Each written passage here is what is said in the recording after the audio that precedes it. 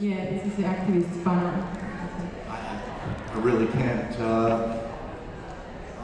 imagine not being an activist. So I guess it's just you're alive. You have to be an activist. Passionately to believe and to act upon what you find to be important to be passionate about.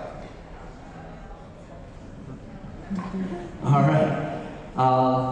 You know, there's a poem by Walt Whitman, Song of the Open Road, and one of the lines in there, he says, "I and mine, we do not convince by arguments.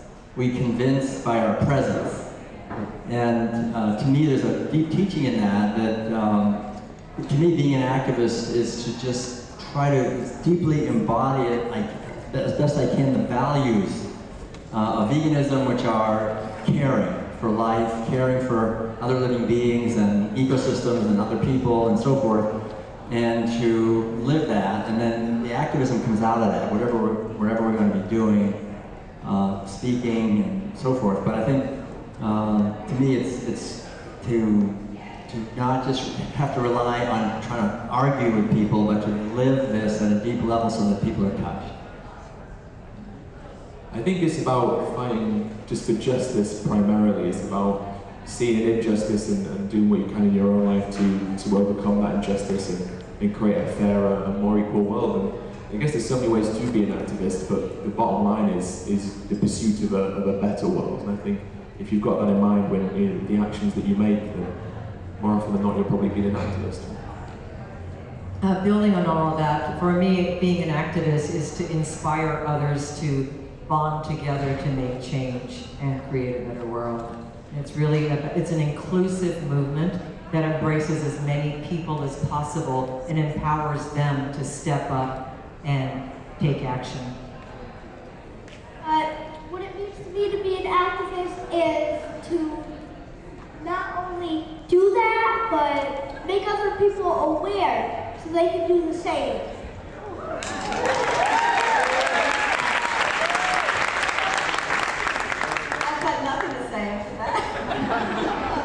Yeah, I mean, I think all of those things, to me, it's just comes out of being engaged with life. I don't see how there's any other way to be other than being an activist for whatever it is that you're passionate about. Thank you, perfect. Okay, the second question is, what's the most challenging obstacle you had to overcome in your growth as an activist? Apathy, I think, is like the plague of our species is just apathy and the ignorance and unwillingness to change. And I think that's the struggle that we all have as activists, is overcoming people's apathy and overcoming people's willful ignorance and encouraging people and empowering people to be empathetic rather than apathetic and to want to create the world that we all want to. I mean, we all want to live in a world that suits everyone. You know, we all want to have a good existence and a happy life. And it's about empowering people to realise that maybe we don't have that now, but they can be the ones to create that if they follow suit and do what's ethical and what's right. Okay, so to me the main obstacle is programming. And the cultural program I talked about earlier, being born and raised in a herding society where animals are just, from the time we're little infants, they're just objects. And that gets in it, and that's just so pervasive, that cultural narrative.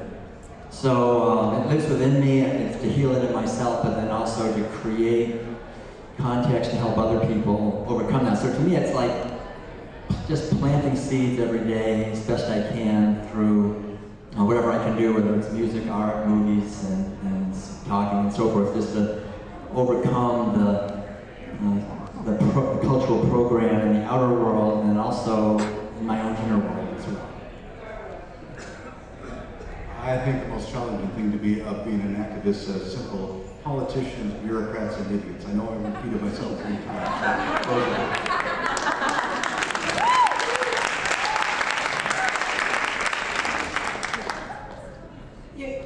I can only speak really personally about what the biggest challenge was, for me anyway, and that was really just fear. It was fear of offending people, fear of saying the wrong thing, fear of being ineffective, fear of pushing people away because the way I relayed the message wasn't right. And I think that kept me as sort of a closet activist for many years. And it's really, you know, you get to a certain point in your life and you're not getting any younger, and you just don't give a damn what anyone thinks anymore. I think that's really helped me out a whole lot. It is just letting go of that fear and really speaking from my truth. I think that the most challenging thing about being an activist is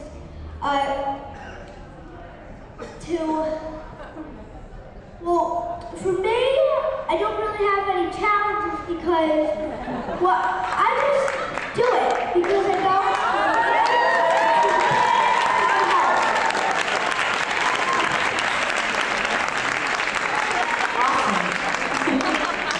That's great. Well, I think my biggest challenge has been as a scientist and a member of the scientific community to look around and see so many of my colleagues unwilling to step out and to still adhere to the same old-fashioned notion that you can either be a scientist or you can be an activist, but you can't be both. And to see them enculturating students into that same falseness. It's just not true. And in fact, you know, it's frustrating to see so many of my colleagues who know so much about the animals that they are studying to not have the strength of character to come out and actually say, hey, you know what? I spent a long time getting a lot of publications and a long CV and tenure at this university and this honorary degree and that. How about giving a little back? And I'd just like to see more of the scientific community doing that and not being afraid, and definitely not telling students that they can't do that because, in fact, they can. Thank you. The third question is, what's the best tip either you've learned or you would like to share with an activist? Well, I think for me, the best tip, I guess, is cultivating a sense of humor and cultivating a sense of an active connection with nature and then cultivating creativity. I mean, that's 3 tips, I guess, but I think, you know, it's so easy to feel overwhelmed by the negativity when we're activists and we're seeing the violence to animals and the hideous abuse and people don't care. To take time every day to see that there's lots of animals around that are celebrating their lives. And there's birds singing, and there's a spider over there in the corner, and you know there's wildlife all around us, and they're beautiful, and they're living their lives, and to realize that there's a lot of beautiful things happening. And then I'm just really grateful that I play the piano and do something creative to express creatively. And I think the more we can do that and have an outlet for our creativity. And then the other thing, I mentioned humor, but also part of that to me is taking time every day to just be silent and just listen within and not let my mind be overrun by the media, which is a bunch of lies for the most part, and discover the inner, whenever I can, I get a glimpse of the sense of eternity that is actually, I think, underlying all of us. There is an eternal consciousness that we are, and remember that what we are is far greater than just what we're doing. What we're doing is great, but to remember there's a bigger dimension to that.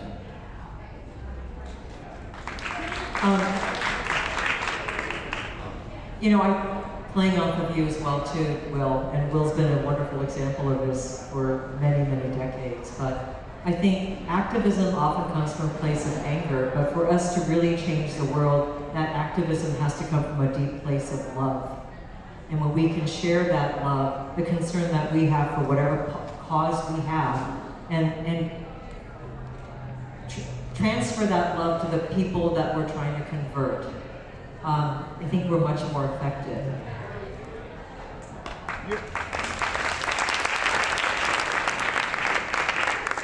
Before I answer that question, I just want to add to what Lori said. The most brilliant and most famous scientists have always been activists, whether it be Einstein, David Suzuki, Rachel Carson, Carl Sagan. They are the most brilliant of the scientists, and they were all activists, and yourself. To answer the question, I'll go back to 1973. I learned a very important lesson. I was a medic during the occupation of Wounded Knee in South Dakota. We were working for the American Indian Movement.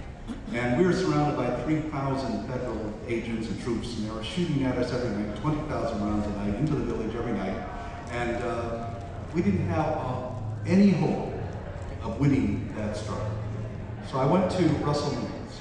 He was the leader of the American Indian Movement during that occupation. I said, look, Russell, we don't have any hope of winning this. Why are we here? And he looked at me and said, well, we're not here because we're concerned about winning or losing. We're not here because we're concerned about the odds against us. We're here because it's the right thing to do it, the right place to do it, and the right time to do it in. And we concentrate on the present to make a difference in the future. What we do today will define the future. And as for the results, well, you know, that's nothing that we're concerned with. We're only concerned with the activism, not the results at this point.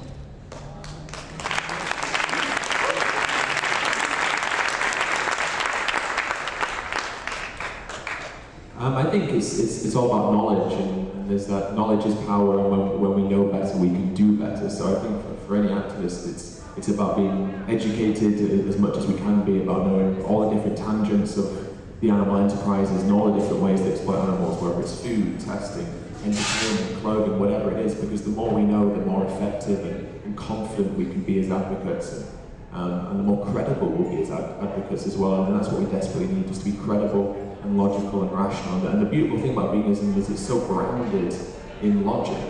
There's no justifiable argument against it. So when we have that knowledge, really it becomes a completely indisputable argument. So for me, it's just about equipping ourselves with the only weapon we need, which is that educational knowledge. So a tip for me is to know a lot about not just one thing, but multiple things, because people are reached in different ways and try to relate with people. And, yeah.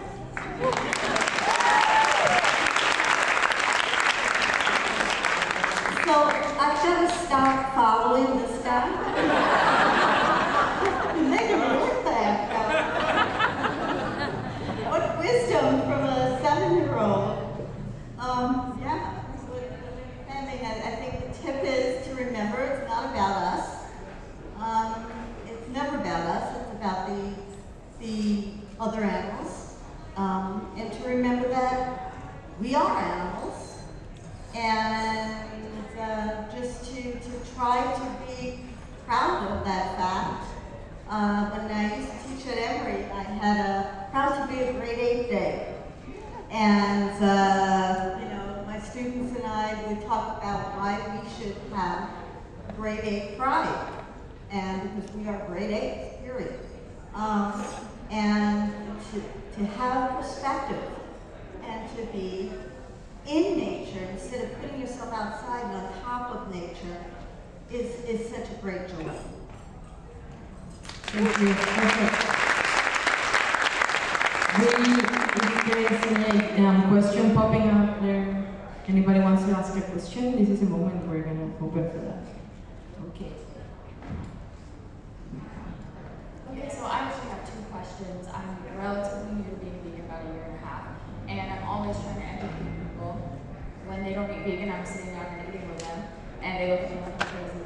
And one thing that I heard a few weeks ago, and this would be, I think, a question more so for the doctor, is that you have to eat from your blood type. And this specific individual said, my blood type requires me to eat meat. When I don't eat meat for several days, I get sick and weak. So what do I tell him? Because I don't know. Okay, so if you couldn't hear, the question is about the blood type diet. I actually have a whole section in the World Peace Diet refuting that ridiculous idea. You might as well go by your shoe size or your eye color or your hair color or whatever. I mean, it's irrelevant, and this has been well documented. So I'm a blood type O. They say blood type O's have to eat the most meat, and it's a good marketing ploy because, you know, that's the biggest blood type, is blood type O. And yet, if you go to an animal rights conference, most of the vegans that are there thriving for 40 or 50 years are blood type O. So there was a scientific study done, I think by some Norwegian scientists, that really tried to see if Dr. Diamato's theory of blood type has any validity, and there's literally no validity. He's never been able to prove anything. He's written a book or a series of books that are very successful because people like good news about their bad habits, right? They want to be able to say, well, I'm a blood type O, so leave me alone, and I have to eat meat because the book says I'm that blood type. But there's no evidence, it's based on completely obsolete research. We all have basically the same physiology. Blood type doesn't have anything to do with our digestive system or our circulatory system or anything else. We don't have different blood type. Elephants don't eat different diets, and no other species worries about their blood type, and there's lots of different blood types in all the species, right? So it's just nonsense. So, but the thing is, if you tell that to somebody directly, then you're getting into a fight with them, right? So I just think it's a good idea to say, I always try to, essentially agree. Like, oh yeah, I've heard that, and yeah, that blood type thing, yeah, and I'm so glad I did some research on it, and I realized that actually the blood type diet makes a lot of money for a few people, but it doesn't have any scientific validity or anything backing it up other than the fact that it's something that people enjoy thinking as a way to end the conversation when you talk about the violence towards animals, the devastation of ecosystems. And the fact that people that are eating this, whatever blood type they are, they have very high rates of cancer and drug addiction, and drug abuse and heart disease and all these different things. So underlying everything essentially is the beautiful truth that all of us are essentially designed to thrive on plant-based meals. And I think ending with that idea, I'm just so delighted. I realize that all human beings have been given this wonderful gift of a physical body. It doesn't require any animals to suffer to get all the nutrients that we need to be healthy. And just leave it at that. Unlike my blood type is Rh-A, which means I'm from another planet according to the internet. So, it just illustrates the kind of silliness that you get on the internet over all this stuff. And that's actually what it says, that if you are a negative blood type, you must be from another solar system or something. And people believe that, so they'll believe anything. Thank you. So one other question I have, and I think this is probably more from Miyoko, is I'm a big believer in voting with your dollar, but something else I come across is, well, the vegan or plant-based alternatives are so much more expensive. When do you see the prices coming down in the future to more match what they're able to buy with real dairy products?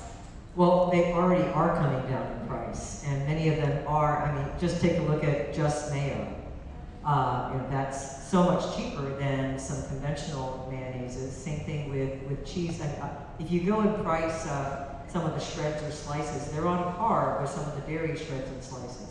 So, and same thing with milk, almond milk. These were very expensive 10 years ago, and they are definitely falling. The other thing you have to think about is that meat and dairy are heavily subsidized. If you took the true cost of milk and these dairies had not received government subsidies, you wouldn't be able to afford them. But the fact is, the government is paying for a lot of that, which is why it's so inexpensive. This is why we have to fight regulation, try to create a level playing field for products such as ours to compete in this industry. And the more demand grows, which is what's happening right now, prices are going to fall because there's going to be more availability, wider distribution. There'll be more efficiencies in production capacity. At Miyoko's, for example, we're introducing lower price point items. Our cream cheeses are among some of those, and we'll have items that are even less expensive than that. So you're going to see a lot more of that. I think it's going to change radically in the next 5 years. Thank you.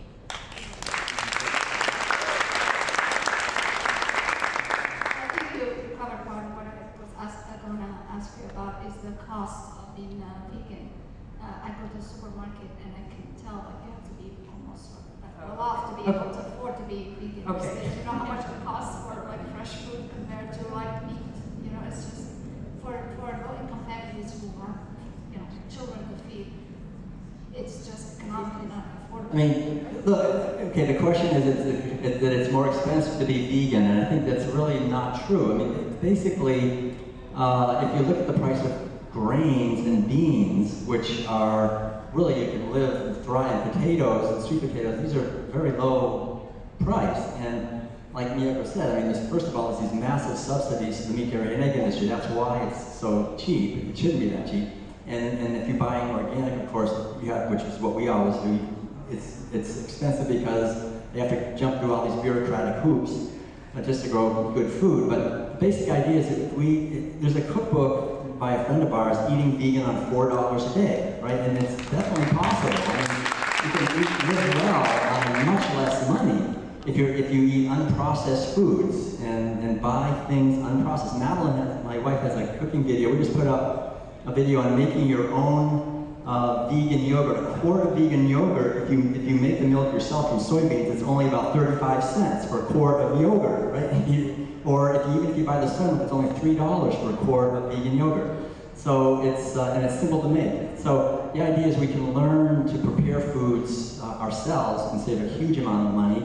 We can also grow our own food, which I really highly recommend. I mean, we for years lived on the road in an RV. All I could grow was sprouts. And so we did that. But now we have a little piece of land and we have a food forest. We have about 40 nut and fruit trees and berries and vegetables and all these things. We get most of our food ourselves for, we grow it. So I think the more we can empower communities to grow our own food, get away from the industrialized food system, the processed food, the chemicals and all that, and eat real food, and cooperate with community gardens and so forth, it's much less expensive, and not to mention the massive saving on health care, right? I haven't had a medical bill in 45 years, right? So it's really great. I mean, it's much cheaper, believe me, and better for the economy.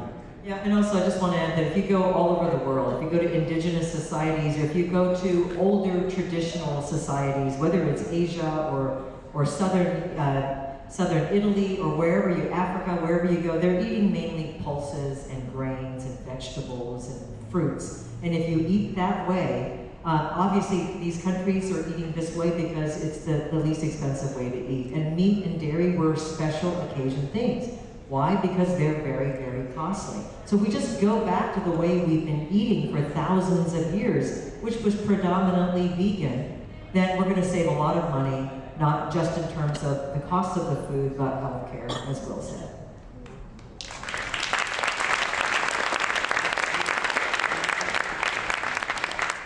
Hi, thank you for opening up this discussion, and to all of us who are celebrating our wonderful new community and the way we're eating. I'm distressed. I'm back in this country and I'm seeing huge plastic packaging on organic products and our vegan dairy products that I didn't see 5-10 years ago.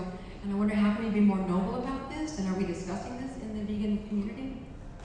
I mean, I don't think we have to elaborate, but petroleum-based products destroy the oceans and everything in it. And that's what plastic, unless I'm wrong, these are not corn-based products. I think most of them are petroleum, right? So yeah, I mean, I'll deal with that because that's something that we get people writing to us about all the time.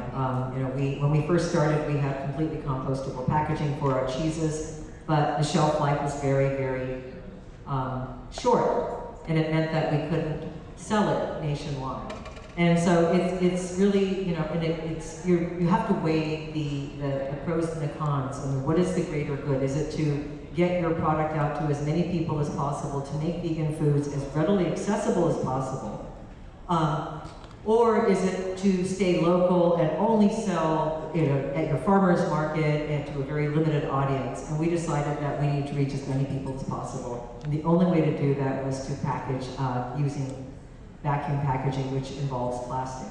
Now, with our butter, for example, most recently, because we got to a point in our growth that we were able to afford to buy a very expensive butter forming and packaging machine from Europe, where our butter is now back in compostable wax paper. But it's a journey, and there are many, many decisions, and it's not black and white. I mean, businesses, there's many, many gray areas, and sometimes you have to get through that to get to the greater good. I can't make 100% perfect product for every single person out there, and I agree, plastic is not something we want. I know it's destroying the oceans as well, and I also know there's a lot of technology right now, a lot of innovation in creating films that will preserve food. We'll get there in a few years, we're not there yet, and in the meantime, I can either not make the product, or I can make it and use plastic. And so that's the decision that I made. And I think that's a decision that a lot of companies make. I just want to point out that there's 800 million tons of plastic goes into the ocean every year. And that breaks down into what's called microplastics, which are ingested by birds, fish, and even zooplankton. Anybody who eats fish has microplastic in their bodies. It's gone through the entire food chain.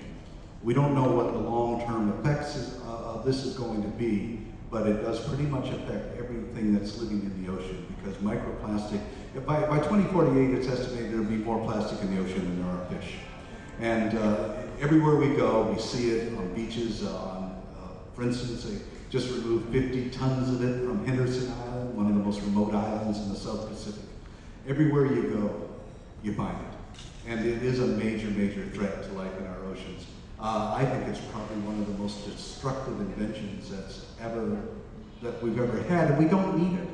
I remember in the 1950s walking the beaches, there's not one piece of plastic was ever found. We got along just fine. The fish floats were made of glass, containers were made of glass, and but now it's gotten to the point of sheer lunacy with the amount of plastic that is in the ocean. I've been in Port of Spain Harbor in Trinidad after a major rainfall, and the entire harbor looks like it's covered in ice, but it's actually styrofoam. And that all breaks down into tiny beads, and again, that gets ingested by marine life. It is a major, major problem. Hi, over here. To your left. What skills will you, not hope to, but will you learn from those people you work most closely with to grow as activists, or improve in your job, or even with your relationships with those loved ones around you? What skills? Yes, what skills will you learn, not hope to, but will you learn from those you work most closely with? Oh, okay. I'm starting to talk here. I mean, I work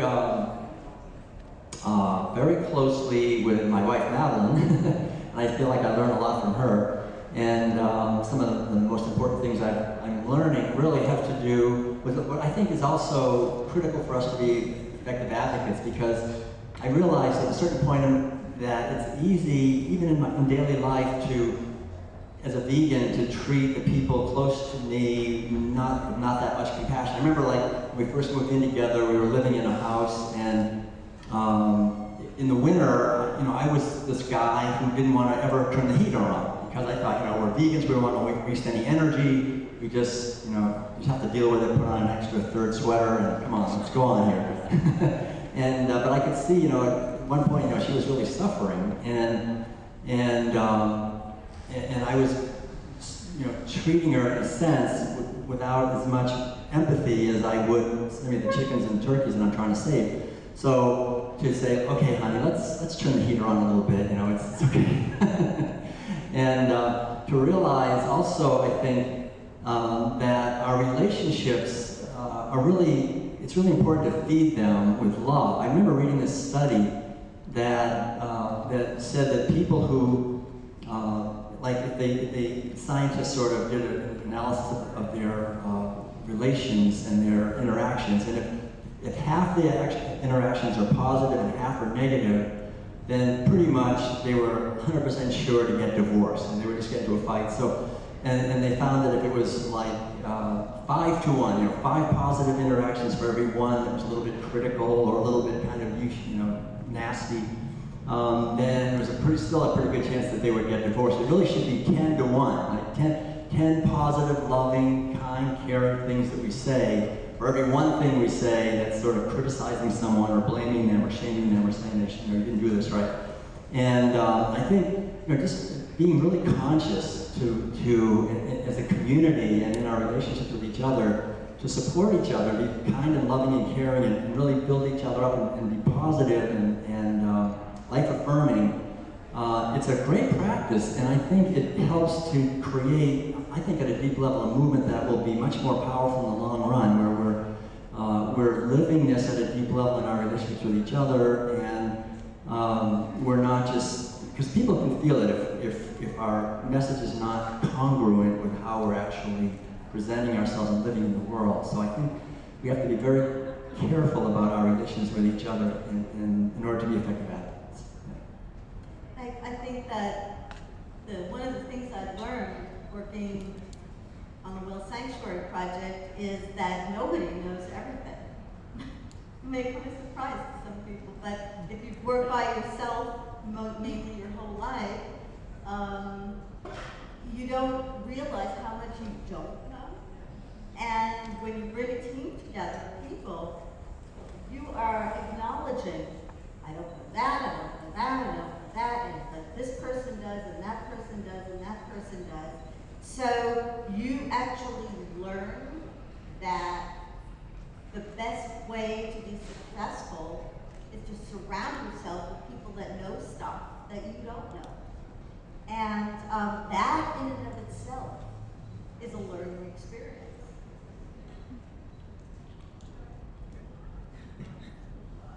All right, this is for Ed, Earthling Ed. I'm Joseph from Sunnyvale, California, and I know why, but how do you stay so calm when people are attacking you? I watch you like every day. I appreciate that. I respect. I think it's knowledge and secondly practice. And I realized that when I was getting angry at people, and I still do, like, I do. And I realized that when I get angry at people, it's often because I don't know what to say. And people would say an excuse to the food chain, circle of life, whatever it is. And because I didn't know what to say, I get frustrated with myself, and I get frustrated with the messenger, so I act angrily towards the messenger, which was really just a reflection of the frustration I have towards myself. So I realized that the more I knew, the better equipped that I was to respond to people, the calmer I could be, because I didn't need to react frustrated because I knew what to say. And then with practice, and you realize that people are kind of on a rotating circle of excuses. And the more conversation you have, the more you realize that everyone's indoctrinated or programmed to have the same rhetoric when it comes to these things. And yeah, there's some discrepancies and some differentiations between certain excuses, but fundamentally it's going to boil down to taste, tradition, habit, and convenience, right? So when you can get them on that level, then and you know what to say, you put yourself in a good position. So I think knowledge and practice are the way to stay calm, because you get used to it, you get used to handling people, and you get used to responding to those questions. But also empathy is an important thing, because I mean, I've met a couple of people today who were born vegan, but I wasn't. So, and I used to use the same excuse that people use to me today: organic, free range, humane slaughter. That's the sort of stuff I would say 4 or 5 years ago. And I think to myself, well, what was effective for me, or what would have been effective for me? And being reacted towards angrily would not have helped me see the message. It certainly wouldn't help me appreciate the messenger or the person who was trying to convey that message to me. And also, just keep the animals in mind. I often think this can seem like a bit of a counterintuitive idea, because you have a conversation with someone tries to justify it, you think of the suffering the animals are going through, and then all of a sudden you're going to be angry because they're justifying that suffering. But the way to do it is to ground yourself and remember that the animals need you to be the best advocate that you can be. Now, we're not going to be perfect, we're not going to get it right every time, and that's fine, okay? The important thing is to get it wrong, or something doesn't go well, self-reflect. Learn, what did I say wrong, what happened to make it go down the wrong road, and the next time you can be better equipped to avoid that. But the animals need us to be the best advocate we can. And the best advocate we can be is someone who's logical, rational, calm, and empathetic. So even though it can be counterintuitive, you think of them, you think of their suffering, you think of how much you want to end their suffering, that's going to keep you grounded, because you know what they need from you, or what will work best for you. And that for me is how I do it. But again, like, it's a process, and it's a practice, and like everything in life, we're not always going to get it right. Don't beat yourself up if you get it wrong. Just try and reflect on why it went wrong, and then next time you'll be well equipped. And look, we're going to get given excuses. We get given excuses, some stuff I've never even heard before, never considered, you could not prepare for. You just couldn't, because some of them are so absurd and insane. But when you right, this is crazy. But when you've learned them and you've heard them, or sorry, when you've heard them the first time, you can kind of research into it a little bit and then be better equipped for next time. So that's it, I think. Thank you. You're welcome. Thank you.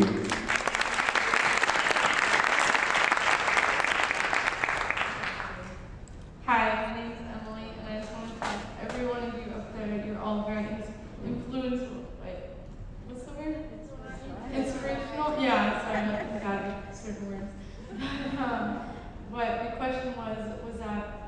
concerning plastic and things like that, trying to cut it out as much as I can. Is it possible for us to start marketing products in glass and allow that to still be cheaper for the companies to make products as well as for the consumers?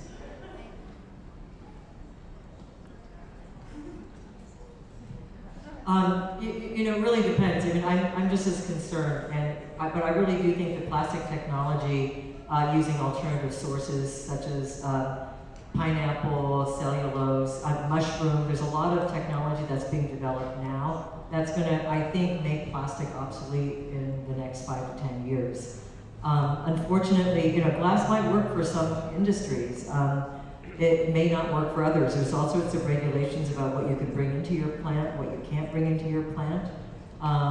It may work for, you know, whether you can, it also makes it very expensive for transport. We were talking about cost earlier. Now you're adding a lot more weight to the cost of transportation, which is going to increase the cost of the product on the shelf, and will that make it affordable for more people? And it may, you know, for yogurt it might work, it may not work for, you know, I don't know, cereal. Like if you've got a packaged cereal that weighs 6 ounces and you put it in a 1 pound jar, now, you know, it's just things like that that make it very counter,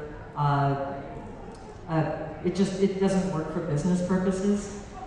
If you're trying to get a product out there, it's just not a perfect industry right now. I want just as much as everyone to get plastic. And it's also not just even plastic, it's so many other things. I mean, it's, you know, we're also using petroleum to fuel the vehicles that are transporting your food. I mean, it's just not a perfect system anywhere, whether it's the plastic on the food packaging or the vehicles that we use or the buildings that we're making them in that aren't LEED certified. I mean, it just goes on and on and on, and it's all got to be tackled.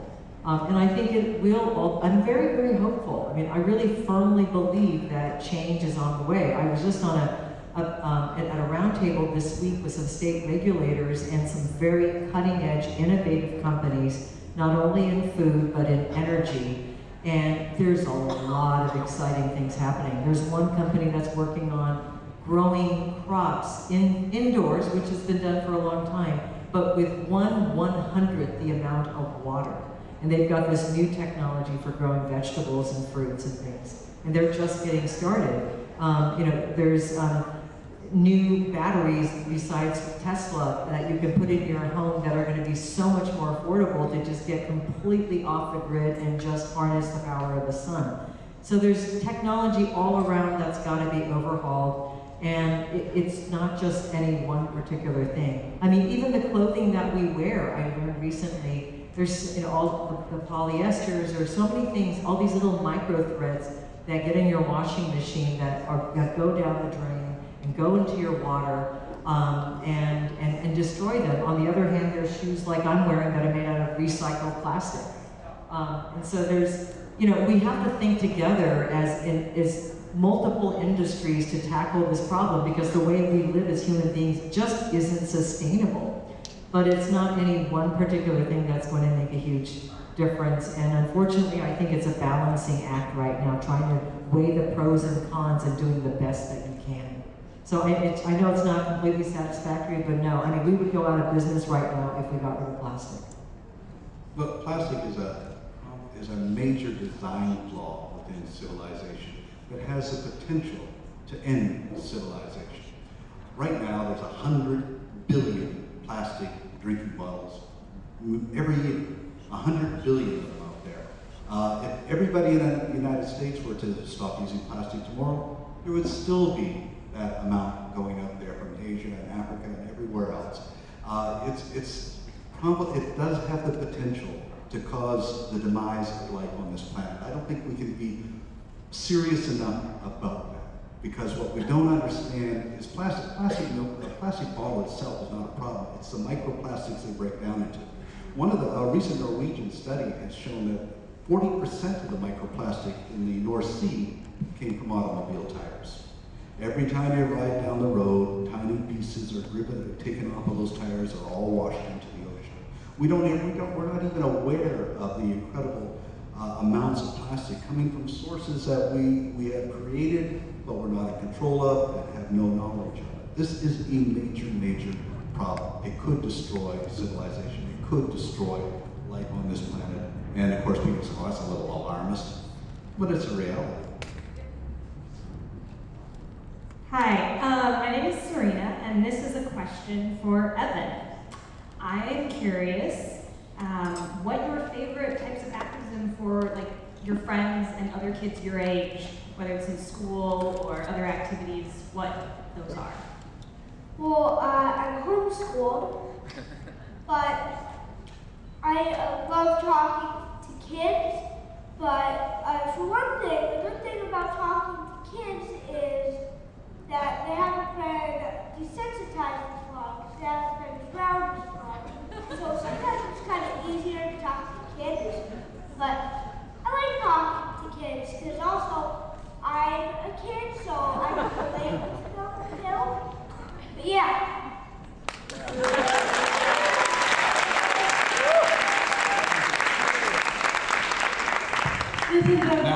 Now I know why you're so smart. You're not in school.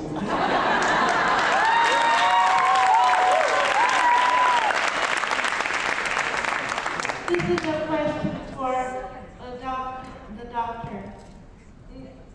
People say, especially my family says that, well, if you have too little iron, you have to eat meat to survive. Okay. How can you counteract that?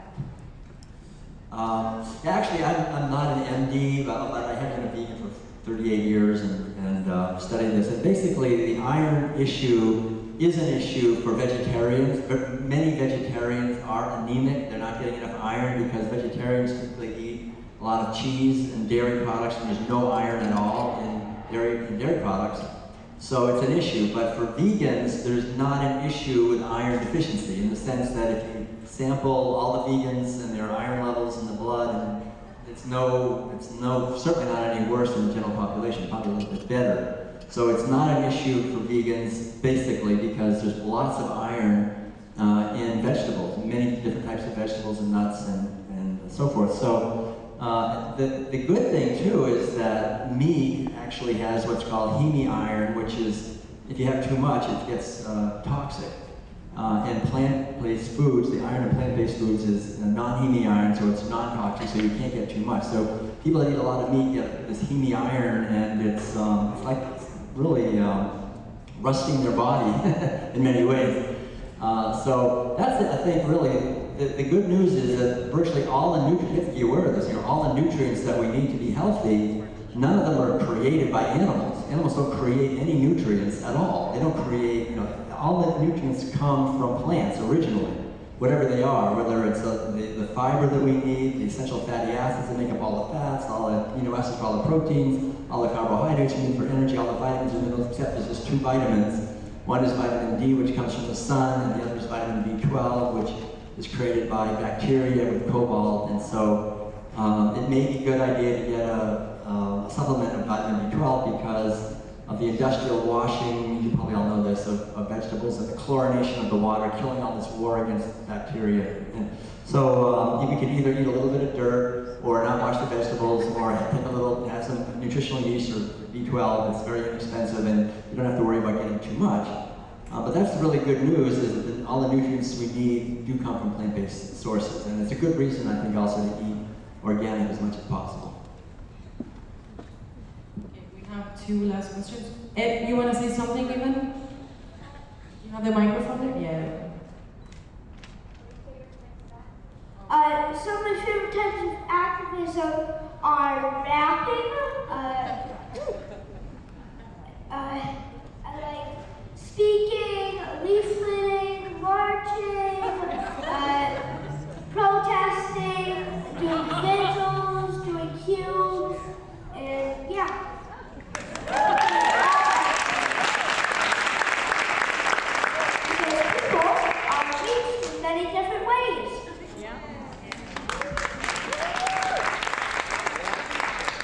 So I'm going to present this to the captain, but maybe some other people have some thoughts on it, but I think, we're kind of told that humanity is so resistant to change and that we're slow, we're like a slow barge, we're not a speedboat, we don't turn on a dime, that kind of thing. And having a restaurant, and we did things with our to-go packaging was like all compostable and this kind of thing, and nobody else did it in the neighborhood. Within a year, every business in my community was doing it. And so for you, was there something that what was the least expected fast turnaround you've seen socially, or something from one of the programs or events or activities that you've been a part of in these decades that you were maybe perhaps not expecting, or that it was so much faster? Because I think it's uplifting to know that we do change. Well, I think you see fast change in isolated circumstances, but what's more important is a societal change right across the board, the evolution of that. And we're actually seeing it at a very relatively fast pace right now. The vegan movement really didn't exist in any sense, 70s, 80s, whatever. I remember in 1980, nobody knew what a vegan was. I thought it was from Planet Vega or something.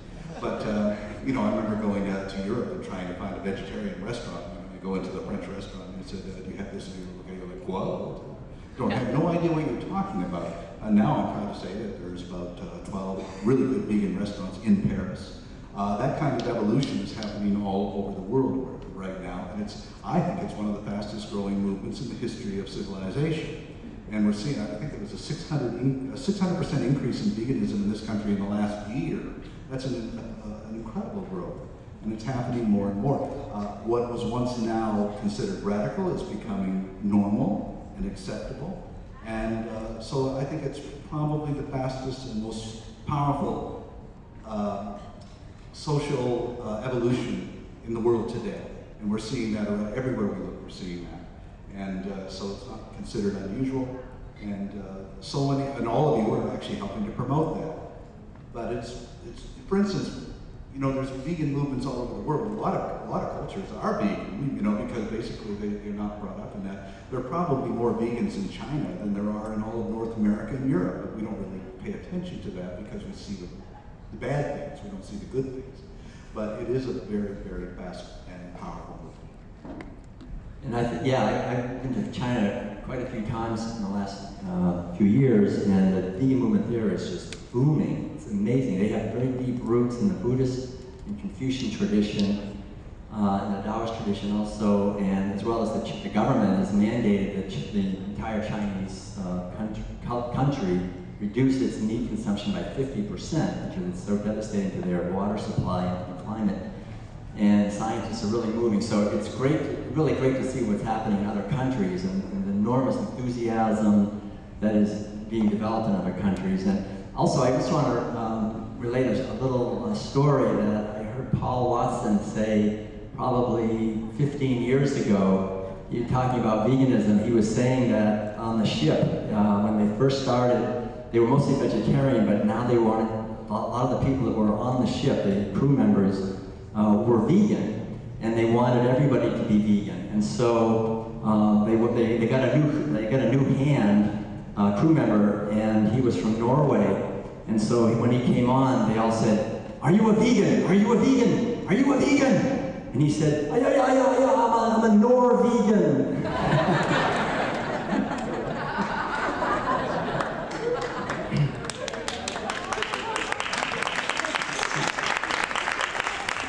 So this question is directed to Ed, but if anybody has any thoughts on this. I've been noticing a lot of conflict around using the term vegan because it's kind of vague. For example, the CEO of Whole Foods eats a vegan diet that exploits animals. And I'm just wondering, do you have a term that feels more effective to describe what we are about, such as I've been contemplating maybe cruelty-free or anti-speciesist or animal liberationist or compassionate. Do you have any thoughts on that?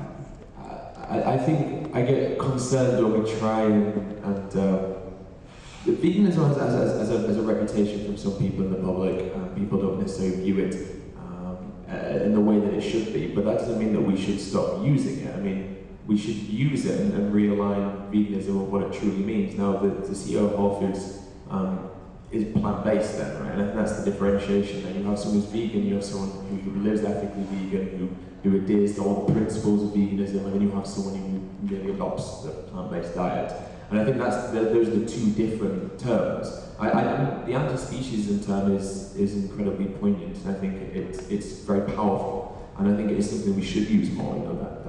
The foundations of anti-speciesism is something we need to install in people, because the truly ethical world we want is an anti-speciesist world, and people can live vegan but not necessarily do it for an ethical reason, which of course is not necessarily a bad thing, but to truly create this vegan utopia we want, it has to be an ethical world, right? Because that mentality of what an ethical vegan is so intrinsic to that future we want to create. So if we want to create a system of compassion, peace, justice, equality, and tolerance, that comes from the ethical side of vegan, not necessarily the environmental or health aspects.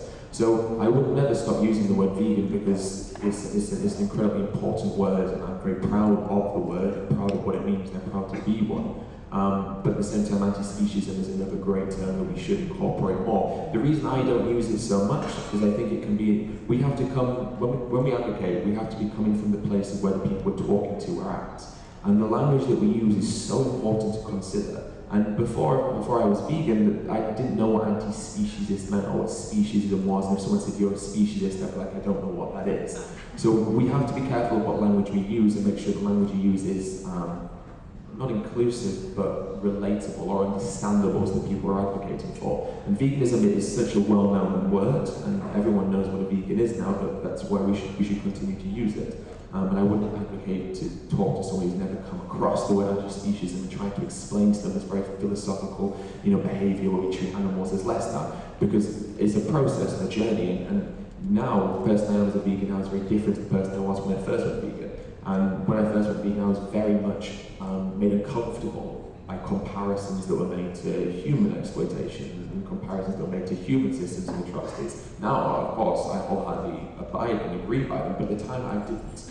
And I think we have to understand that people are at different levels and at different parts of that journey to becoming a truly ethical anti-speciesist. And we have to work with them to get them to the level rather than putting on them at the beginning. Does that make sense?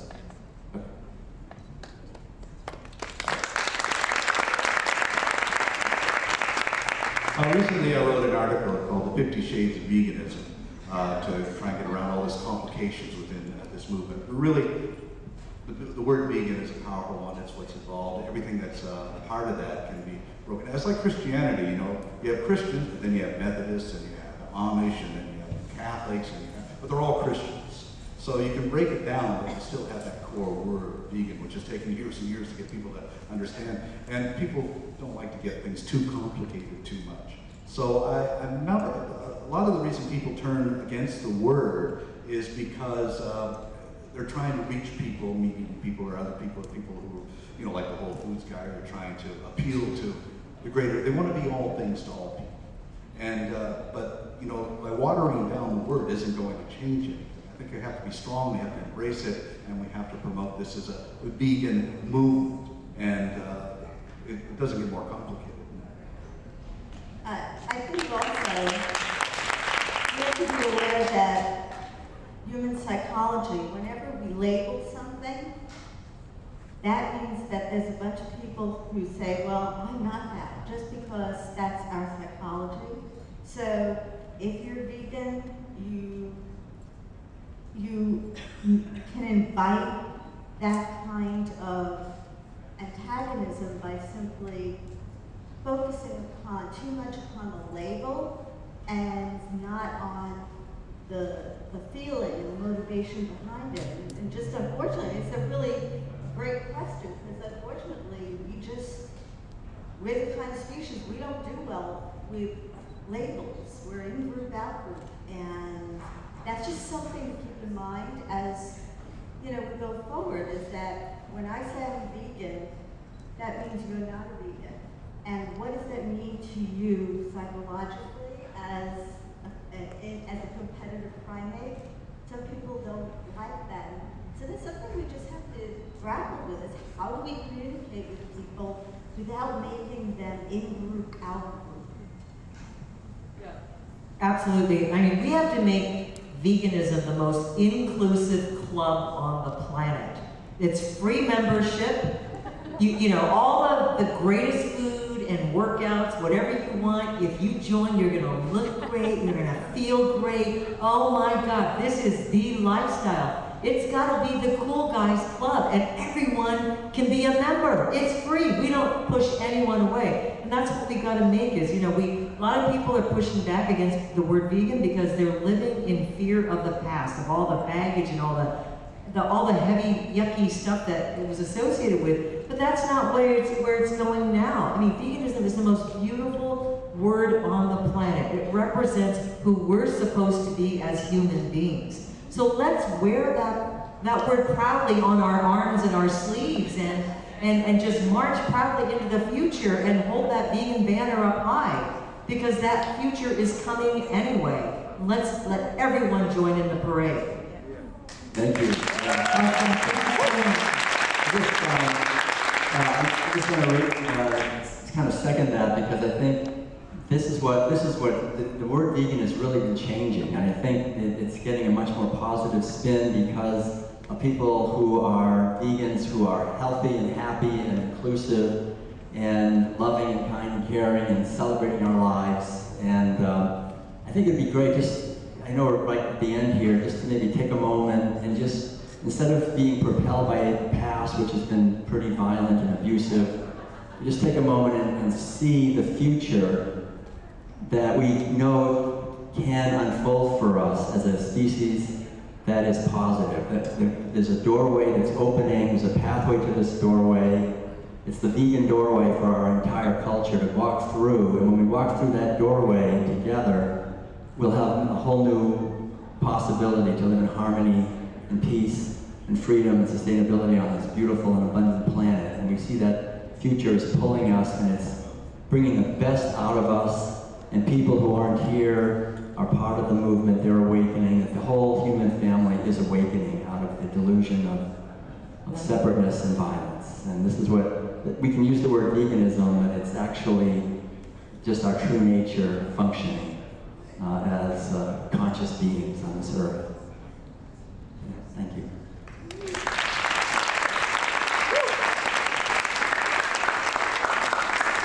Thank you so much for being here, to everybody. Okay, this is the end of the first day. Tomorrow we're going to be here at 9. The doors are going to be open at 9, and the conference starts at 10. So, beautiful day today, right? Thank you to all the speakers, to all the speakers, to all the people that are here. Thank you guys. See you tomorrow.